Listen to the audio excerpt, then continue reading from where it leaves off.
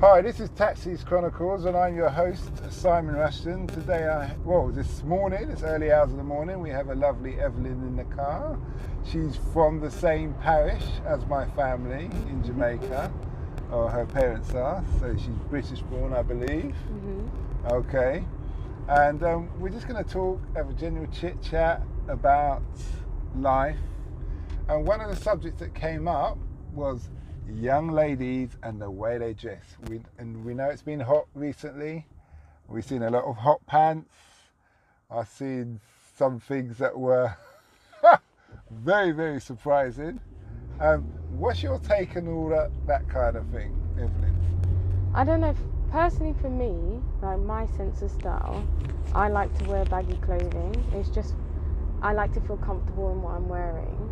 But there are times where I like to get dressed up. But even then, I feel like a big thing for me is comfort.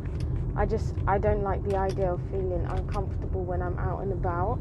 If I don't feel like I can move about with ease and not have to worry about anything being exposed in some way or the other, I'm not going to go for an item like that, even though I know many people, I have many friends that like to wear items of that nature in any way, which I think each to their own, but for me personally, it's just not for me. Would you say they feel comfortable, your friends, when they're wearing, like I've seen these jeans hot pants, I'm not sure, I assume that's what you call them, where they cut really high, so you're seeing part of what God bless them kind of thing?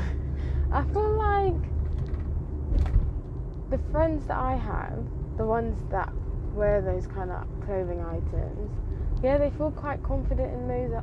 They feel good in those clothes, and it's not the sense of because they feel like it's going to gain them some sense of attraction. It's the fact that when they look in the mirror, they feel like that looks nice on them, and I feel like that's the kind of mentality. If you are going to wear stuff like that, it's not for other people, it's because it makes you feel good and it's what you want to wear, rather than feeling like you have to keep up to this pretense that unfortunately society puts up on young women at the moment, especially with social media. There's so much pressure on young ladies on how to look. Would you say, you said there's so much pressure, mm-hmm. but if there's pressure, they're conforming to something. Yeah. So where do you think that, do you think, what I speak about when I'm with my friends is that like the standard is dropping. Mm-hmm. It's like more and more exposing. Now I've heard a saying that goes that women dress for women, they don't dress for men. Mm-hmm. So you dress to upstage the next woman who's next to you. Mm-hmm. Do you see what I mean? Well, men, we just don't care. We're not worried about impressing each other or looking better than each other. You just put on a t-shirt and jeans and off you go. Mm-hmm. Unless you're one of those different kind of men, which I won't talk about in that respect. So would you say that you've noticed that? I don't know, I feel like I see equal balance between boys and girls in terms of, like for me, I find that a lot of women I know kind of dress the way that they dress, not for like to upstage other people, but because they feel like that's on trend and that's what looks cool and that's what looks good on them. That's why they wear it more than to try and outshine someone else in that sense. But at the same time, I had like my brother-in-law, he in his group, he's known as trendy because he likes to kind of be on trend of like the newest and like designer stuff, and his other friends love designer stuff as well. So I think it's more the case of, you know, different groups, different kind of mindset when it comes to the clothing and how they decide to portray and how they decide to wear it, in a sense, if you know what I mean. Okay. So moving on, mm-hmm. There was an incident on the tube the other day, mm-hmm. where there was a white guy who's being racist. I watched the video, I didn't really hear what he was saying, mm-hmm. and he's saying something to some black youths. I think there are some other white people saying, "Why are you speaking like that? Why you have to be like that?" Mm-hmm. And then one of them knocked him out as he got off the tube. Yeah. Did you see that video? Yes, I've seen that video. What do you make of that video? I think right on him. He deserved it. That's what you get if you run your mouth. Okay, because I saw another video clip, and there's a lady complaining, saying there's lots of white people who are saying, "Oh, that's wrong. Violence is not the answer," and things like that. What would you say to them? I think that, especially over this time during lockdown with everything that's going on, I feel like it's really opened my eyes in terms of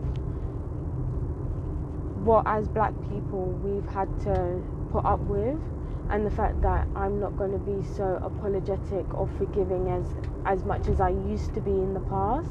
And I think in a situation like that, you can't put judgment or comment on the fact if it hasn't affected you, especially culturally. You'll never understand what it feels like to be discriminated upon just because you are black.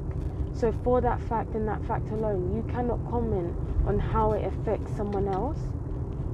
So regardless, you shouldn't be commenting as to whether that was the right thing for him to be doing, because no one has ever spoken to you like that in your life, so you can't comment on his response. Everyone would, who in their right mind would sit there and allow someone to speak to them in such a degrading way?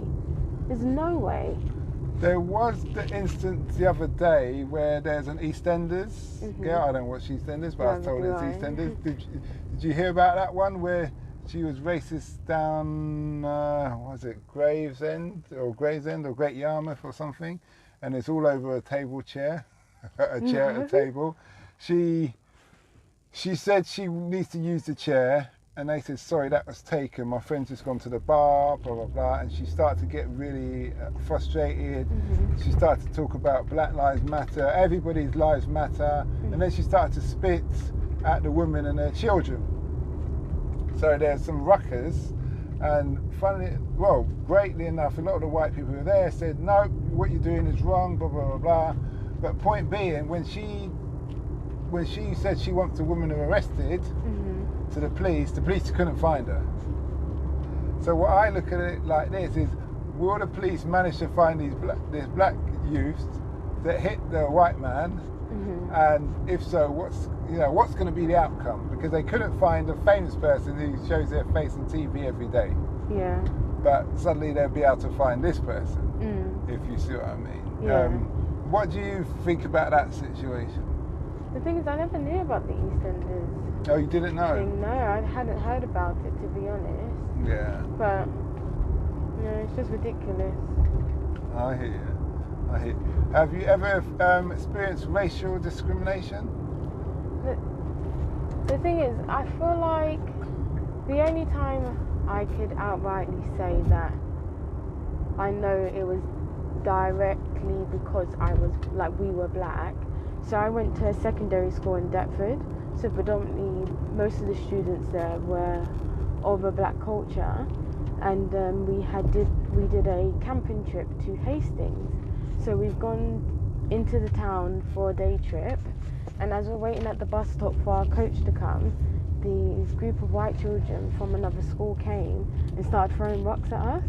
Oh, really? Yeah, and I feel like that, it really affected us at first, because the teachers got involved and it stopped quite quickly, but it was just more the fact, and then obviously they were shouting stuff at us as well. Did you not throw rocks back? No, because the teachers got in front of us and was like, don't do anything. We were quite young.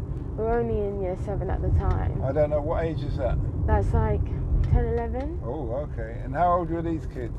They were I'd say 13, 14. Okay. So they were a bit older than us.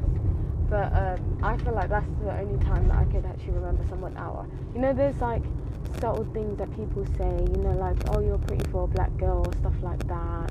So, it's just subtle racism, because it's why is the definition of the fact that I'm pretty for a black girl?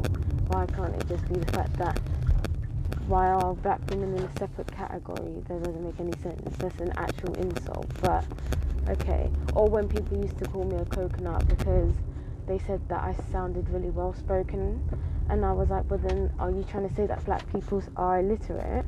And then they would go really quiet. Or it'd be a lot of black people that would call me it as well, and that would upset me even more, because I was like, are you trying to say that black people sound stupid?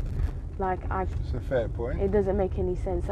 There are times where I do speak with the lingo that I was brought up with around Deptford, but generally speaking, this is how I talk to people when I have a conversation, because you just have to me, it's about being clear and precise. I've lived abroad, I've worked abroad, and I found that if you're going to be dealing with lots of different kind of people, you need to learn to speak in a manner where everybody can understand you. And I've had those experiences that you spoke about as well, more on the side of black people saying I speak in a white manner, but it doesn't bother me, because generally I always look at it as a roundabout compliments, excuse me, because what they're saying I speak in a manner which is professional. So I just say thank you. It's a bit like if you ever saw Star Trek and Captain Spock, Captain Spock, or the man with the funny ears, when he used to be insulted, he always used to say thank you, because he used to be able to turn that insult into a positive, and it used to frustrate the hell out of the Scottish guy.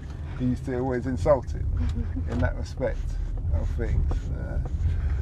But anyway, it's been a great interview, picking your mind and hearing your points of views on things. Thank you. I know you're not familiar with podcasts, so this will be this has been a bit of a new experience for you, but I appreciate it. On another note for the listeners, please do not forget to listen to our sister podcast called Africa Investor Stories, all about why people invest in Africa, and you're hearing real stories from real investors. Apart from that, have a nice day.